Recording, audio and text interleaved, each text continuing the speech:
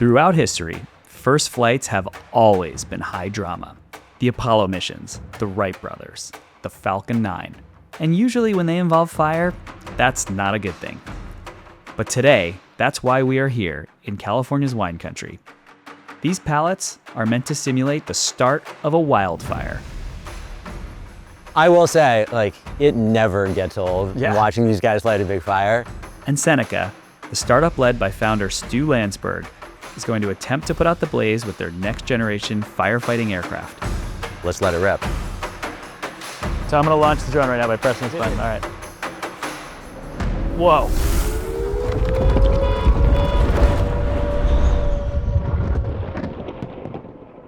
This controlled burn looks small, almost trivial, but real wildfires start in a very similar way. And all it takes for a small fire to grow exponentially is just a little time and the wrong conditions. The nightmare example of this is the Camp Fire in 2018. That fire was started by a spark from an electric line at around 6:30 in the morning. Within an hour, it was consuming the equivalent of a football field every second. And at 6 p.m., less than 12 hours after it began, the Camp Fire had torn through close to 55,000 acres, destroying the town of Paradise. There were thousands of houses burned and dozens of casualties on that very first day. The team at Seneca wants to make sure that never happens again.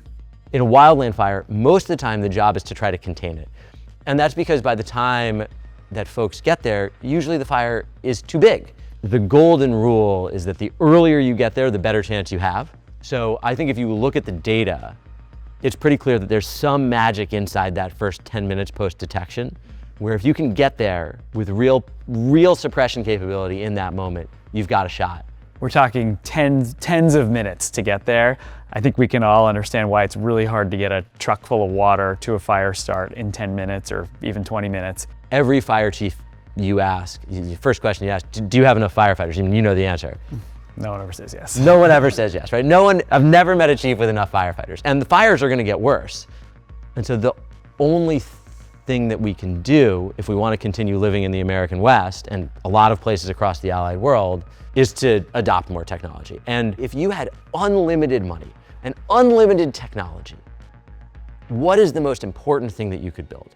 And the strong consensus was, I need something affordable that can go through the air, that can get to fires early. But if you can have air support that can launch instantly, go directly there as the crow flies, and not require a human pilot, you can change the equation from, okay, I can get there in 20 minutes to an hour, to I can get there in 5 to 10 minutes or less. And I see an amazing potential for technology to keep our firefighters safer, to keep our communities safer, to help the whole system operate more efficiently. And I feel just incredibly like I have to go work on this. Walking around Seneca's office, it's clear just how much work Stu and his team have gotten done in the last 18 months. And it's all come together in their flagship aircraft. This is the Argo 1, this is our pride and joy. And this is an aircraft we designed entirely in-house for the purpose of being a flexible firefighting aircraft for firefighters. There's a couple of things that you notice right away. The first is it feels both very big, but it's also very portable. So if you want, you can pick it up. We can pick it up together. All right. Here, you want to grab it? Yeah. Oh yeah, wow, it's light. So if you think about comparing this to a helicopter, this doesn't need a helipad to take off from. It can take off from your backyard or the roof of this building, or we've even thought about taking it off of the back of a pickup truck, right? Yeah. It can sort of take off from anywhere. Yeah, I mean, if you were building a helicopter, it would take a decade, right? But in less than a year, you've built these aircraft. It's pretty unbelievable. There's a lot of lessons about that, right? Yeah. Being able to have a single goal, a single aligned group of exceptional engineers who are really motivated by the problem. It's a little bit of like a lame thing to say, what's the secret sauce? The secret sauce in some ways is just caring a lot more. Mm-hmm. And brilliant people who really care, it's still hard to beat that.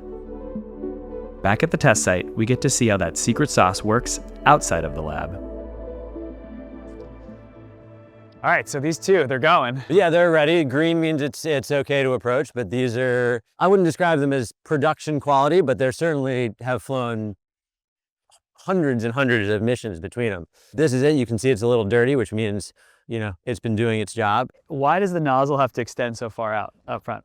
The reason the nozzle has to extend so far out has to do with the fire triangle. Bill, do you know what the fire triangle is? You got fuel, oxygen, and heat. There you go. So this does a really nice job at taking away oxygen and coating the heat when it gets there. But one thing that helicopters, including this, do is they add a lot of oxygen to the fire. And so the reason we blast 40 or 50 feet out is that allows us to be far enough away from the fire that we're not making the problem worse as we're trying to make it better. And what's this sensor package on the front? So on the front and across the aircraft, we have today RGB and IR cameras plus a laser rangefinder.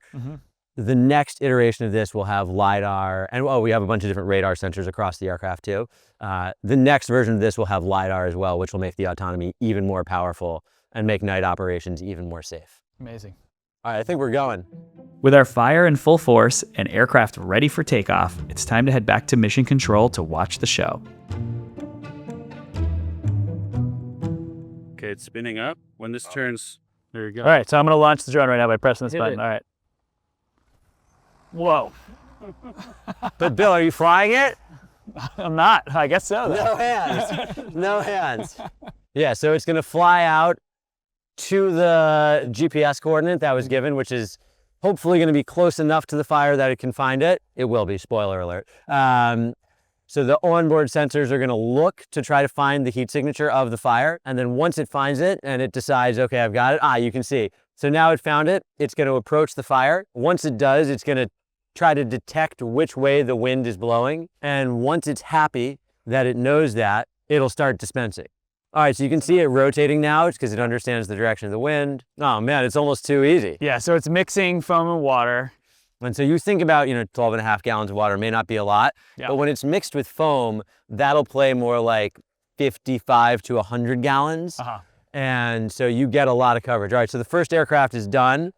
The good news is we got pretty good knockout on that first aircraft. You can see the flames are totally gone. Yeah. So she's gonna come home. If the machines all work the way they're supposed to, the second one will recognize when the first is close and it'll take off. But the fire is different now than it was before.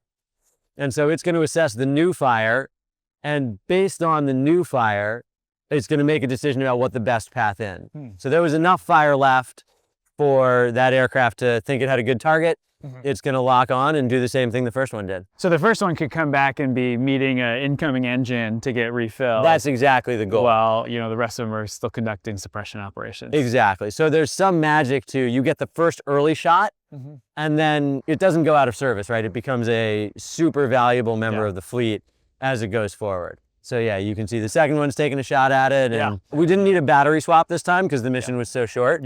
But you could imagine in the field you have to do a battery swap as well, but the whole thing takes our team 2 minutes. And if you were on an active incident, you'd probably run this for like 30, 40 more minutes just to be totally sure. And if we were up on a ridge line on a high fire risk day, the fact that you could run this with 1 or 2 people for 30 or 40 minutes rather than having to send a full team up into the brush for many hours, that could be the difference between having folks available for a structure fire, for another incident that needs attention.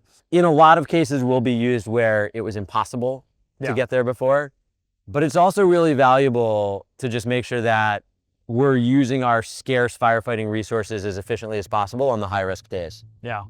With the aircraft on the ground, there's only one thing left to do.